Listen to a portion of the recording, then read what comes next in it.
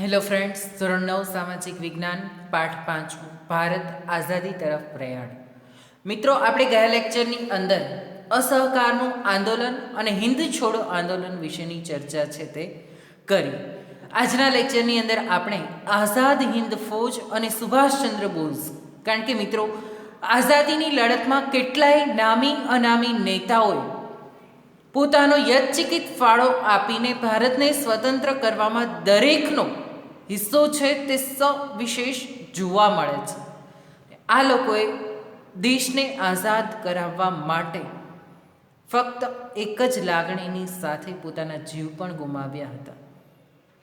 આઝાદી ફૌજની સાથે સુભાષચંદ્ર બોઝનું નામ તો જોડાયેલું જ છે, પણ તેની સાથે જોડાયેલા અન્ય લોકો છે તેઓનો પણ ભારતને સ્વતંત્ર કરાવવામાં ખૂબ જ મોટો મહત્ત્વનો ફાળો છે તે રહેલો ગણી શકાય. આપણે સાયમન કમિશન ભારતમાં આવ્યું ત્યારથી લઈને હિન્દ છોડો આંદોલન સુધીની ચર્ચા આપણે કરી ચૂક્યા છીએ, અને આજે આપણે આઝાદ હિન્દ ફૌજ અને સુભાષચંદ્ર બોઝ વિશેની વાત કરીએ તો નાનકડું એવું રિવિઝન પહેલાં છે તે જોઈએ તો સાયમન કમિશનમાં સર જ્હોન સાયમનના નેતૃત્વ હેઠળ ભારતના લોકોની સમસ્યાઓને હલ કરવા માટે 7 સભ્યોનું બનેલું સાયમન કમિશન, જેમાં એક પણ ભારતીય ન હતો, અને એટલા માટે આ સાયમન કમિશનનો ભારતમાં મોટા પાયે વિરોધ થયો કે ભારતના લોકોની સમસ્યાને હળવી કરવા અથવા તો તેને ઉકેલ માટે ભારતીય હોય તો જ તે ભારતના લોકોની સમસ્યાને સમજી શકે.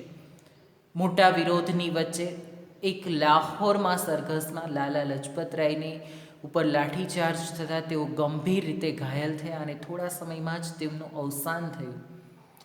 લાલાજીના મૃત્યુના સમાચારથી ભગવતસિંહ, સુખદેવ, રાજગુરુ વગેરે ક્રાંતિકારીઓ ઉશ્કેરાયા અને લાઠીચાર્જનો આદેશ આપનાર સાન્ડર્સની હત્યા છે તે કરવામાં આવી. ત્યાર પછી નહેરુ કમિટીની નિમણૂક થઈ. નહેરુ કમિટીએ સ્થાનિક સ્વરાજ્ય, સ્વતંત્ર ન્યાયતંત્ર અને મૂળભૂત અધિકારો અને પુખ્ત વયે મતાધિકારની માંગણી કરી, પરંતુ આ માંગણીનો સરકાર દ્વારા છે તે સ્વીકાર કરવામાં આવ્યો નહીં, અને ત્યાર પછી જવાહરલાલ નહેરુના નેતૃત્વ હેઠળ સુભાષચંદ્ર બોઝ જેવા યુવા સક્રિય કાર્યકરોએ પૂર્ણ સ્વરાજ્યની માંગણી કરી 1929માં, અને 26 જાન્યુઆરી 1930ના દિવસને સ્વતંત્રતા દિન તરીકે ઉજવી નાખ્યો, અને નિશ્ચય પણ એવો કર્યો હિન્દી રાષ્ટ્રીય કોંગ્રેસ કે આજથી દરેક દિવસ 26મી જાન્યુઆરીનો દિવસ છે તે સ્વતંત્રતા દિન તરીકે ઉજવવામાં આવશે, અને એ માટે જ બંધારણને અમલમાં મૂકવા માટે આ દિવસની પસંદગી છે તે કરવામાં આવી, જેથી કરીને આ દિવસ યાદગાર દિવસ બની રહે. ત્યાર પછી દાંડી યાત્રા 12 માર્ચથી 6 એપ્રિલ 1930 સુધી દાંડી યાત્રા છે તે શરૂ થઈ, અને મીઠાના કાનૂનનો ભંગ કરવા માટે આ યાત્રા છે તે દાંડીથી 370 કિમી, એટલે કે અમદાવાદથી 370 કિમી દૂર દાંડી સુધી ગાંધીજી પગપાળા ચાલીને અનેક કાર્યકરોની સાથે ચાલ્યા, અને દરેક ગામોમાં સભાઓ સરઘસો ભરીને દાંડી મુકામે જઈને 6 એપ્રિલ સવારે 6:30 કલાકે તેમણે મીઠાના કાયદાનો છે તે ભંગ કર્યો. સાથે સાથે જ લોકોમાં અનેરી જાગૃતિ અને ચેતનાનો ઉદ્ભવ છે એ તેમણે કર્યો. ત્યાર પછી ઇરવિન ગાંધીને ગોળમેજી પરિષદો અને સત્યાગ્રહની મોકૂફી, પરંતુ પ્રથમ ગોળમેજી પરિષદની અંદર કોંગ્રેસ છે તે હાજર ન રહી, તેથી તે નિષ્ફળ ગઈ, અને બીજી ગોળમેજી પરિષદની અંદર કોંગ્રેસના પ્રતિનિધિઓ છે તે હાજર રહ્યા અને અલગ બંધારણ બનાવવા માટેની તેમણે માંગ કરી. ત્યાર પછી હિન્દ છોડો ચળવળ છે તે શરૂ કરવામાં આવી, કારણ કે ગોળમેજી પરિષદની અંદર અંગ્રેજોએ એવું કીધું કે માત્ર કોંગ્રેસના નેતા જ નહીં, પરંતુ ભારતની અંદર વસવાટ કરનાર દરેક નાગરિકો છે તેઓનું અલગ મતદાર મંડળ છે તે બનાવવામાં આવે, એટલે ભાગલા પાડવાની તે લોકોની જે નીતિ હતી તે તેમાં જાગૃત થતી હતી, દેખાઈ આવતી હતી, અને તે નીતિને અમલ કરવા માટે કોંગ્રેસ ગાંધીજી છે તે નિરાશ થયા અને ગોળમેજી પરિષદમાંથી નીકળી ગયા. ત્યાર પછી ગાંધીજીએ હિન્દ છોડો ચળવળ છે તે 1942માં શરૂ કરી, અને આ આંદોલન દરમિયાન અનેક ભાંગફોડની પ્રવૃત્તિઓ થઈ. અસહકારનું આંદોલન છે તે પાછું શરૂ થયું, અને લડતને કચડી નાખવા માટે અંગ્રેજ સરકારે પણ અનેક પ્રયાસો કર્યા, છતાં પણ તેઓ નિષ્ફળ નીવડ્યા. અને ત્યાર પછી આઝાદ હિન્દ ફૌજની સ્થાપના છે તે સુભાષચંદ્ર બોઝ દ્વારા કરવામાં આવી. આપણે સુભાષચંદ્ર બોઝનો એક ટૂંકો પરિચય મેળવીને આઝાદ હિન્દ ફૌજની અંદર તેમનું કેવું કાર્ય હતું તેના વિશેની માહિતી છે તે મેળવવાના છીએ. તો સુભાષચંદ્ર બોઝનો જન્મ ઓરિસ્સા રાજ્યના કટક શહેરમાં થયો હતો. 23 જાન્યુઆરી 1897ના તેમના પિતા રાય બહાદુર અને માતા જાનકીનાથ બોઝ કાનૂન ક્ષેત્રે સરકારી વકીલ હતા. એટલે સુભાષચંદ્રના પિતા છે તે રાય બહાદુર હતા અને માતા છે તે જાનકીનાથ બોઝ હતા. સરકારી ક્ષેત્રે વકીલાતનું કાર્ય છે તેઓ કરતા હતા. સુભાષચંદ્ર બોઝનો જન્મ ખાસ યાદ રાખજો મિત્રો, ઓરિસ્સાના કટકમાં 23 જાન્યુઆરી 1897ના રોજ થયો હતો.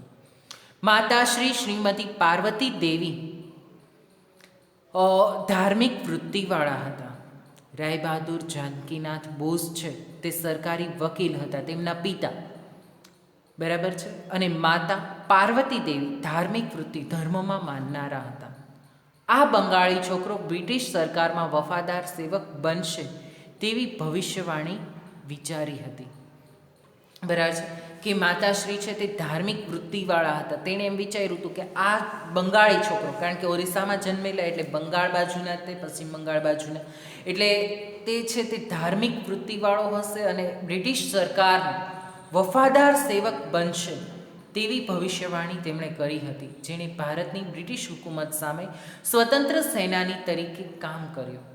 પરંતુ આ છોકરાએ તો ભારતની બ્રિટિશ હુકુમતની સામે સ્વતંત્ર સેનાની, ભારતને સ્વતંત્ર કરાવવા માટે કામ કર્યું હતું.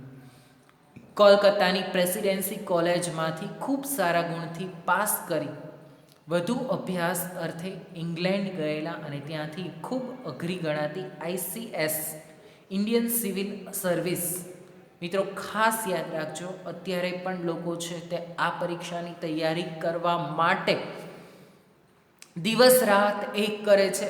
અનેક વર્ષોની મહેનત પછી આ પરીક્ષા છે તે પૂર્ણ કરી શકે છે અને સફળતા તેમાં મેળવી શકતા હોય છે. પરંતુ ICSની એક્ઝામ ખૂબ જ અઘરી હોય છે અને આ પરીક્ષાની અંદર સુભાષચંદ્ર બોઝ છે તે 4થા નંબરે ઉત્તીર્ણ કરીને કોલકાતા પાછા ફર્યા. કોલકાતાની પ્રેસિડેન્સી કોલેજમાં અંગ્રેજ પ્રાધ્યાપક ઓટ દ્વારા રંગભેદની નીતિનો અને ભારતીય વિદ્યાર્થીઓને અપમાનજનક વર્તન અને અભિમાનના કડવા અનુભવોએ તેમના માનસમાં ક્રાંતિના બીજ રોપ્યા. સુભાષચંદ્ર બોઝ છે તે કોલકાતા પાછા ફર્યા ત્યારે કોલકાતાની કોલેજની અંદર રંગભેદની નીતિ, ત્યારે કાળા ગોરાનો ભેદ છે તે જોવા મળતો હતો.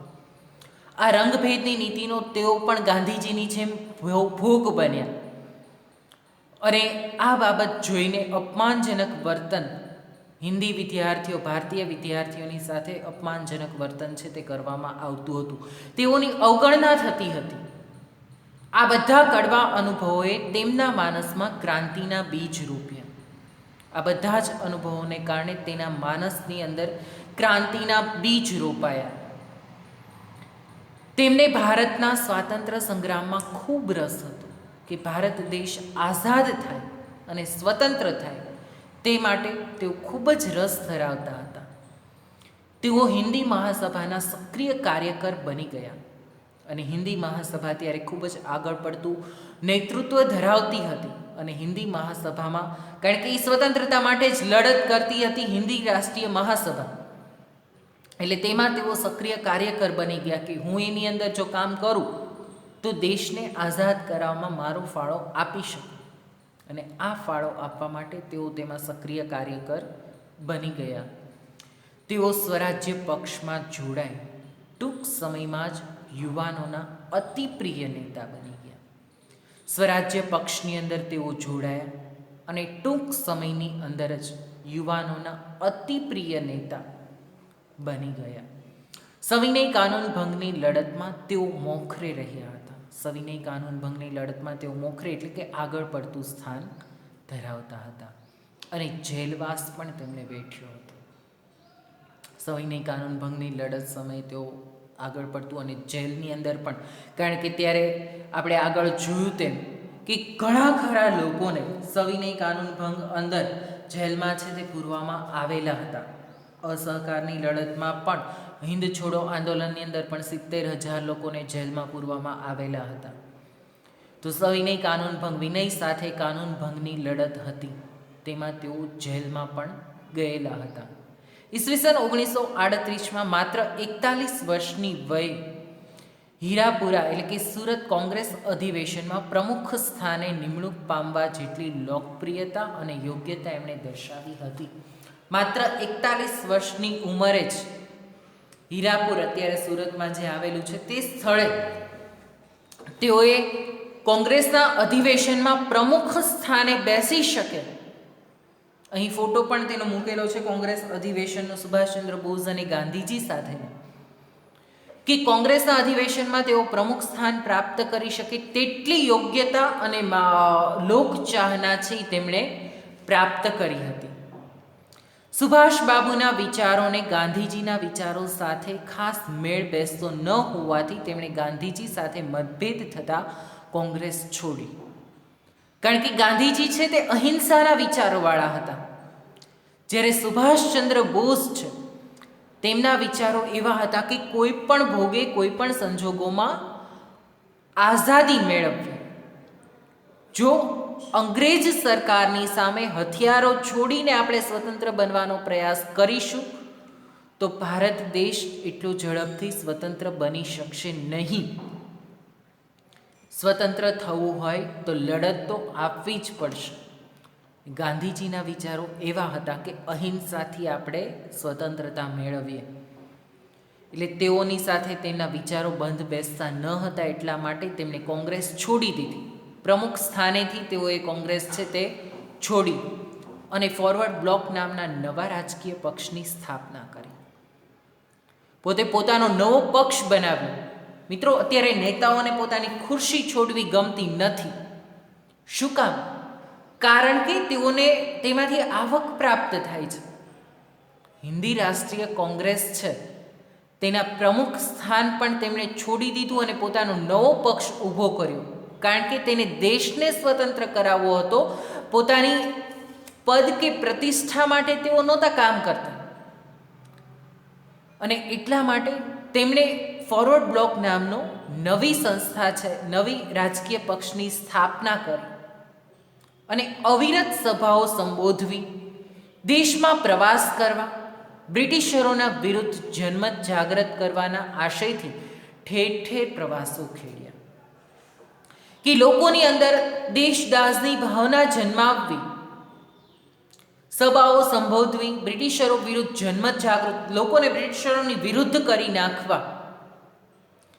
તેઓએ આ આશયથી ઠેર ઠેર જુદી જુદી અનેક જગ્યાએ પ્રવાસો કર્યા અને અંતે હિન્દ સંરક્ષણ ધારાને આગળ ધરી તેમની ધરપકડ કરી અને તેઓને કારાવાસમાં પૂરવામાં આવ્યા 1940માં.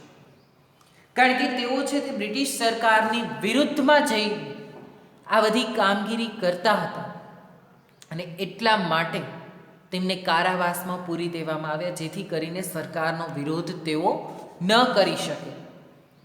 કારાવાસમાં એક રાજકીય કેદી તરીકે તેમની સાથે અયોગ્ય વ્યવહાર થતાં તેમણે અમરણાંત ઉપવાસ આદર્યા.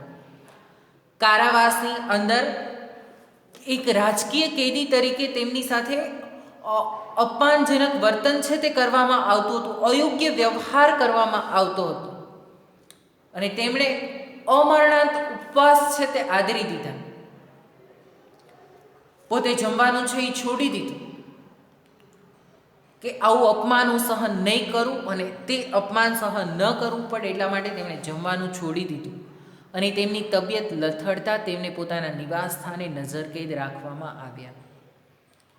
પછી તેમની તબિયત છે, જમવાનું છોડી દીધું એટલે તેમની તબિયત ખરાબ થઈ અને પછી તેમના નિવાસ સ્થાને જ લઈ જવામાં આવ્યા કે જેથી કરીને તેઓની સાથે આવો અપમાનજનક કે અયોગ્ય વ્યવહાર ન થાય અને ત્યાં તેમને નજરકેદ રાખવામાં આવ્યા. પરંતુ તેઓ પઠાણના છુપા વેશે કોલકાતાથી પેશાવર કાબુલ, ઈરાન, રશિયા અને બર્લિન પહોંચ્યા. ત્યાંથી નજરકેદ રાખવામાં આવેલા હતા, એટલે ઘરની બહાર પોલીસ હોય અને ઘરની અંદર તેમને રાખવામાં આવેલા હોય.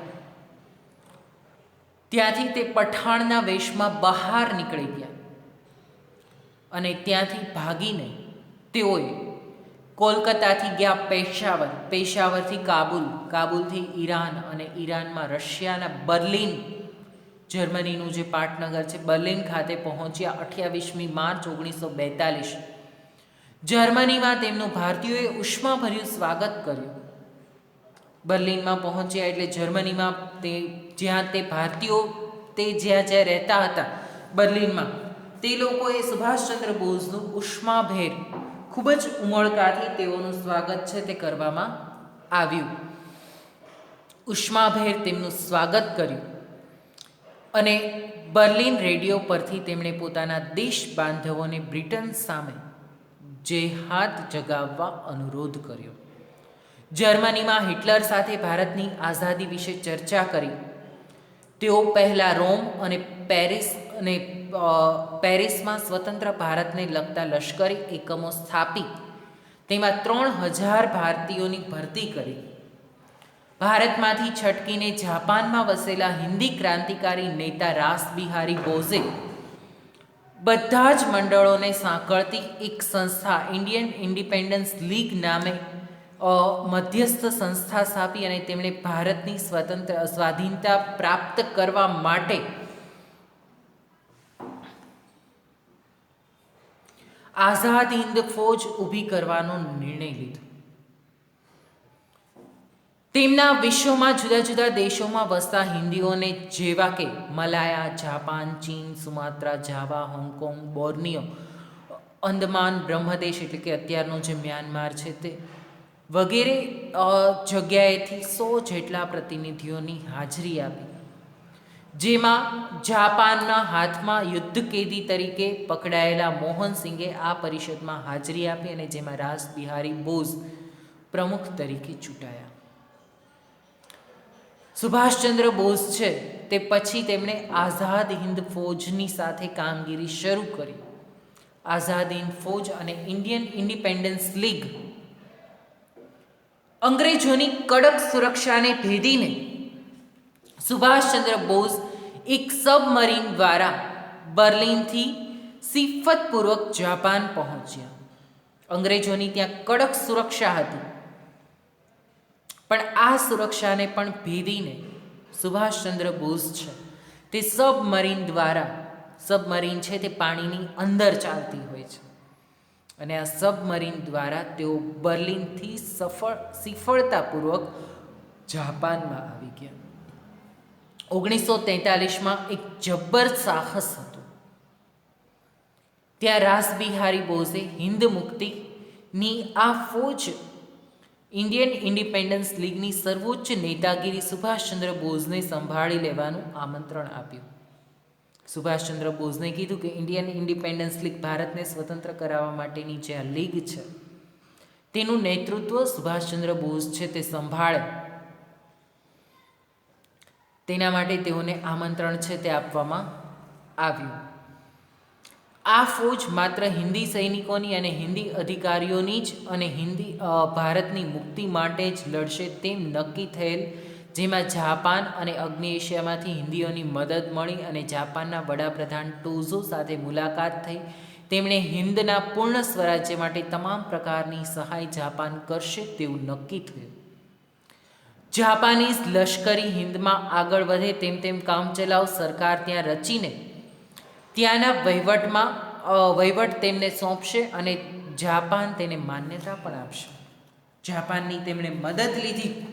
જાપાનના વડાપ્રધાન ટોઝોને પણ તેઓ મળ્યા અને તેમણે કીધું કે ભાઈ અમારે તમારી મદદની જરૂર છે ભારતને આઝાદ કરાવવા માટે. અને ટોઝોએ પણ એવું કીધું કે જાપાનના સૈનિકો છે તે પણ તમારી મદદ કરશે, તમે કામચલાઉ સરકાર રચો તો તેને માન્યતા પણ આપવામાં આવશે અને ભારતને સ્વતંત્ર કરાવવા માટે તેઓ તેમની સાથે રહેશે.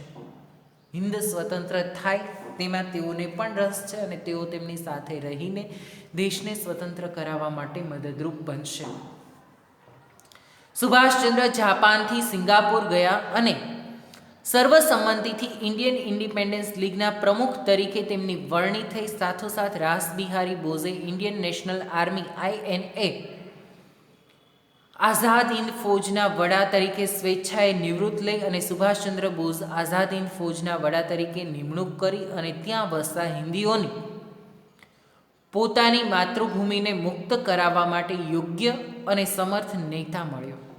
કે ત્યાં જે વસવાટ કરતા હતા જાપાનની અંદર હિન્દુઓ, તે લોકોને પોતાની માતૃભૂમિ, કારણ કે હિન્દુસ્તાનને સ્વતંત્ર કરાવવા માટેનો એક યોગ્ય નેતા સુભાષચંદ્ર બોઝના સ્વરૂપમાં છે, તેઓને પ્રાપ્ત થયો. અને સુભાષચંદ્ર બોઝ છે તેણે ઇન્ડિયન ઇન્ડિપેન્ડન્સ લીગ છે તેના પ્રમુખ પદે પોતે વરણી છે તે સ્વીકારી. ત્યારથી સુભાષચંદ્ર બોઝને તેમણે નેતાજીનું ગુલામનું નામ આપ્યું. આઝાદ હિન્દ ફૌજ દ્વારા સુભાષચંદ્ર બોઝ પછી ત્યારથી નેતાજી તરીકે જ ઓળખાતા હતા. આઝાદ હિન્દ ફૌજના નેતા અથવા તો નેતાજી તરીકે સુભાષચંદ્ર બોઝને એક ગુલામનું નામ છે તે આપવામાં આવ્યું.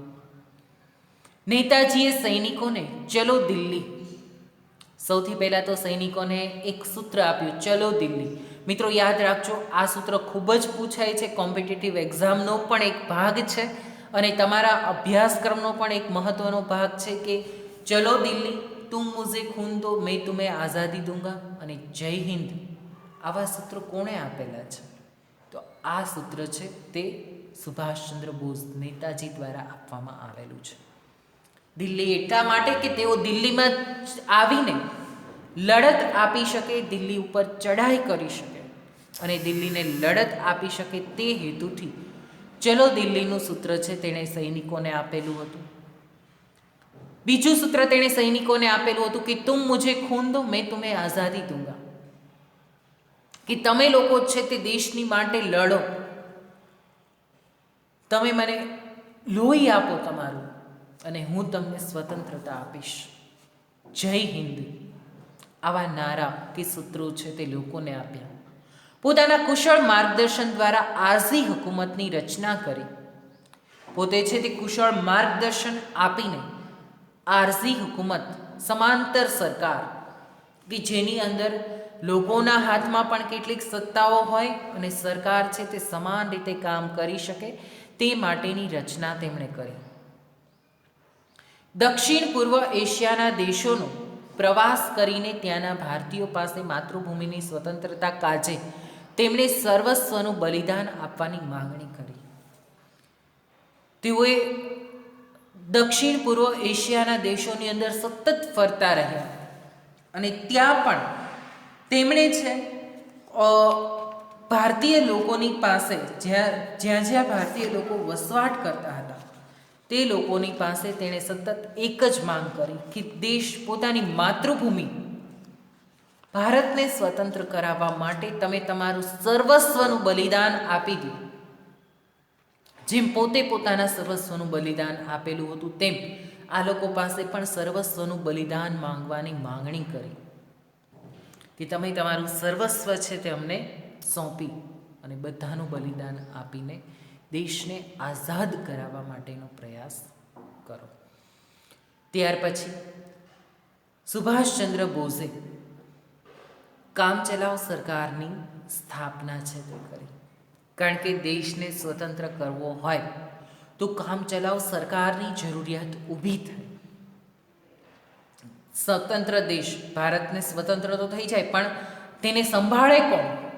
તો એ સંભાળવા માટે કામચલાઉ સરકાર છે તેણે રચી, કે જે સરકાર અંગ્રેજોને તોડી પાડીને ભારતની સ્વતંત્રતા છે તે મેળવે અને તેને જાળવી રાખે.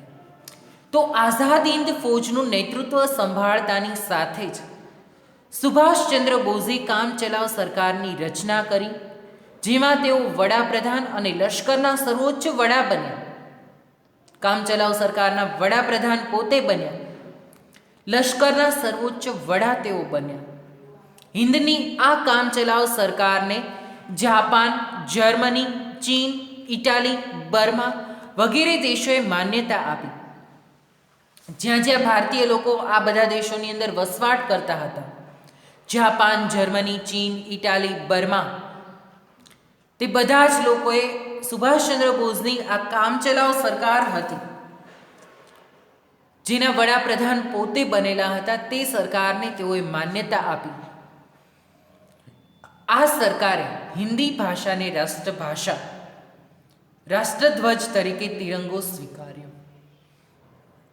કામચલાઉ સરકાર જે સુભાષચંદ્ર બોઝની હતી, તેણે હિન્દી ભાષાને રાષ્ટ્રભાષા એટલે કે રાષ્ટ્રભાષા તરીકે હિન્દી ભાષાની સ્વીકાર કર્યો.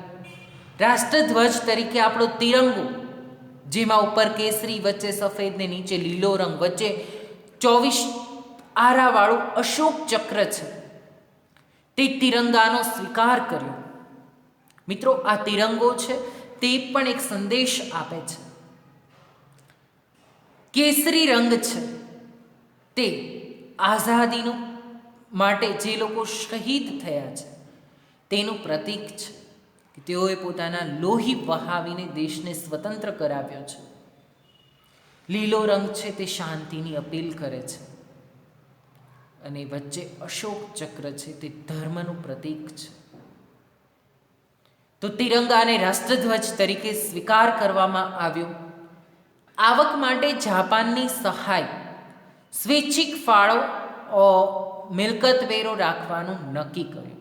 કે આઝાદી કામચલાઉ સરકારની તો સ્થાપના થઈ ગઈ, પરંતુ આ સરકારને ચલાવવા માટે રૂપિયાની જરૂર પડશે. તો એ પૈસા ક્યાંથી કાઢવા? તો જાપાન છે તેને આર્થિક સહાય કરશે, આર્થિક રીતે મદદરૂપ બનશે, કે જે તેને આર્થિક સહાય કરીને તેને પૈસા છે તે પૂરા પાડશે. અને મિલકત વેરો છે તે રાખવાનું નક્કી કર્યું. સ્વૈચ્છિક ફાળો, જે લોકોને સરકાર ચલાવવા માટે સ્વેચ્છાએ પોતાની મિલકત આપવી હોય તે આપશે. મિલકત વેરો, જે લોકોની પાસે મિલકત છે તે લોકોએ વેરો ભરવાનો થશે, અને આ રીતે સરકાર છે તે ચલાવવામાં આવશે. નેતાજીએ 1943માં અંદમાન નિકોબાર ટાપુઓની મુલાકાત લઈ અને આ ટાપુઓને અનુક્રમે શહીદ અને સ્વરાજ્ય નામ આપ્યા. અંદમાનના ટાપુઓને શહીદ અને નિકોબારના ટાપુઓને સ્વરાજ્ય નામ આપવામાં આવ્યું. કોણે આ નામ આપ્યું? સુભાષચંદ્ર બોઝે. 1943ની અંદર અંદમાન નિકોબાર ભારતના નકશાની અંદર તમે જોઈ શકો છો, અંદમાન નિકોબારના દ્વીપ સમૂહો છે તે આવેલા છે, અને આ દ્વીપ સમૂહો છે તે બંગાળાની ખાડીમાં છે. તે અંદમાન નિકોબારના દ્વીપ સમૂહો આવેલા છે. આ દ્વીપ સમૂહોને તેમણે શહીદ અને સ્વરાજ્ય તેવું નામ આપ્યું. અને દેશને આઝાદ કરાવવા માટે ખૂબ જ મહત્ત્વની લડત છે તેઓએ આપી. ત્યાં સુધી આજનો લેક્ચર રાખીએ છીએ. હવે પછીના લેક્ચરની અંદર આપણે અંતિમ તબક્કો અને સુભાષચંદ્ર બોઝની શહીદી, તેઓ જે વિમાન અકસ્માતમાં મૃત્યુ પામી તેના વિશેની ચર્ચા કરીશું. ત્યાર પછી સ્વતંત્રતા પ્રાપ્તિ અને હિંદના ભાગલા, ભારત અને પાકિસ્તાન જે અલગ થયા, ભારતને આઝાદી મળી, તેના વિશેની ચર્ચા નેક્સ્ટ લેક્ચરની અંદર કરશું. માઉન્ટ બેટન યોજના અને હિંદના ભાગલા, તેના વિશેની ચર્ચા, હિન્દ સ્વતંત્ર ધારો 1947માં જે રજૂ કરવામાં આવેલો છે તેના વિશેની ચર્ચા છે તે નેક્સ્ટ લેક્ચરની અંદર છે તે કરશું. આજનો લેક્ચર અહીંયા સુધી રાખીએ છીએ. આજના લેક્ચરનું તમારું હોમવર્ક છે તેની અંદર આપણે જે આજે ભણ્યા છે તેના વિશેની જ નોંધ છે તે તમારે કરવાની છે. આઝાદ હિન્દ ફૌજ અને સુભાષચંદ્ર બોઝ વિશે ટૂંક નોંધ લખવાની છે, જેમાં સુભાષચંદ્ર બોઝનો પહેલાં પરિચય લખવાનો છે. તેમનો જન્મ ક્યાં થયો હતો? તો કે ઓરિસ્સા રાજ્યના કટક શહેરમાં 23 જાન્યુઆરી 1897ના રોજ. તેમના પિતાનું નામ શું હતું? તો રાય બહાદુર જાનકીનાથ બોઝ. તેઓ વ્યવસાય શું કરતા હતા તેમના પિતા? તો સરકારી વકીલ હતા રાય બહાદુર બોઝ. ત્યાર પછી તેમની માતાનું નામ પાર્વતી દેવી હતું. તેઓ ધાર્મિક વૃત્તિવાળા હતા, અને પછી તેમણે જે ક્રાંતિકારી પ્રવૃત્તિઓ કરી, એટલે કે સ્વતંત્રતા મેળવવા માટે જે લડત કરી તેના વિશે નોંધ લખવાની છે. આઝાદ હિન્દ ફૌજ અને ઇન્ડિયન ઇન્ડિપેન્ડન્સ લીગ વિશે પણ તમારે ટૂંક નોંધ લખવાની છે.